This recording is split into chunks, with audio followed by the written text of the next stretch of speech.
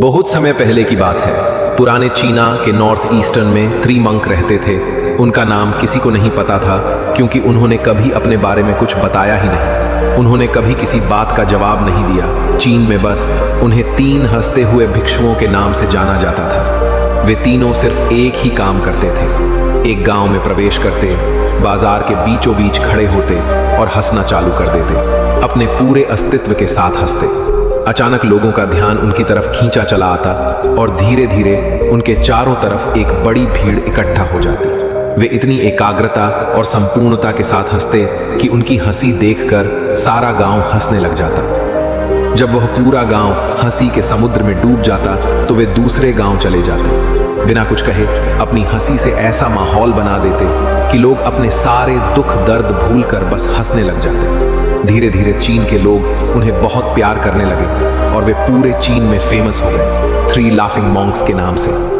चीन के लोगों ने उन्हें बहुत प्यार किया, उनका सम्मान किया। इससे पहले और उनके बाद भी कभी किसी ने इस तरह से प्रचार नहीं किया कि जीवन केवल एक हंसी होना चाहिए और कुछ नहीं। वे विशेष रूप से किसी पर नहीं हंसते थे, वे बस हंसते थे जैसे उन्होंने ब्रह्मांडीय मजाक को समझ लिया हो, जैसे उन्होंने ईश्वर की मजाक को समझ लिया हो। और उन्होंने एक शब्द का उपयोग किए बिना पूरे चीन में इतना आनंद फैलाया जितना आज से पहले किसी ने ना फैलाया था। लोग उनका नाम पूछते लेकिन वे बस हंसते, तो ये उनका नाम बन गया 3 हंसते हुए भिक्षु, द लाफिंग मॉन्क्स।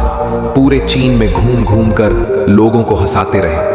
समय के साथ तीनों बूढ़े हो गए और एक रात जब एक गांव में ठहरे हुए थे, उन तीनों में से एक भिक्षु की मौत हो गई। पूरा गांव सन्न रह गया। पूरा गांव बहुत ज्यादा उम्मीद कर रहा था क्योंकि उन्हें लगता था कि जब उनमें से एक की मृत्यु हो गई होगी तो बाकी जो 2 हैं जरूर रोएंगे। ये देखने लायक होगा क्योंकि किसी ने भी कभी इन लोगों को रोते हुए नहीं देखा था। जब सुबह हुई तो पूरा गांव इकट्ठा हुआ, लेकिन दोनों भिक्षु तीसरे की लाश के पास खड़े थे और जोर जोर से हंस रहे थे।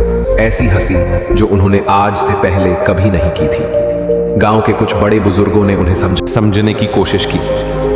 ये आपका साथी था और इसकी मृत्यु पर आपको हंसना नहीं चाहिए। तब उसी दिन पहली बार उन भिक्षुओं ने लोगों से बात की और कहा, हम हंस रहे हैं क्योंकि यह आदमी जीत गया है। हम हमेशा सोचते थे कि पहले कौन मरेगा, लेकिन इस आदमी ने पहले मरकर हमें हरा दिया। हम उसकी जीत पर हंस रहे हैं।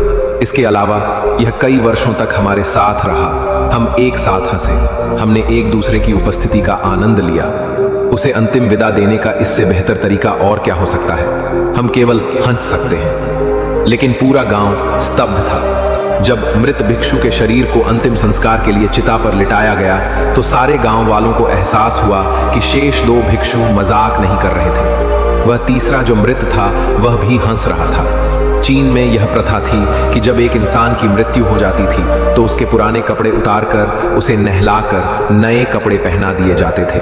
लेकिन मरने से पहले उस भिक्षु ने अपने साथियों से कहा था कि मेरे कपड़े मत बदलना। तीसरे भिक्षु ने कहा था, मुझे स्नान मत करवाना क्योंकि मैं कभी अशुद्ध हुआ ही नहीं। मेरे जीवन में इतनी हंसी आई कि कोई अशुद्धता जमा ही नहीं हो सकती थी। मैंने कोई धूल जमा नहीं की है।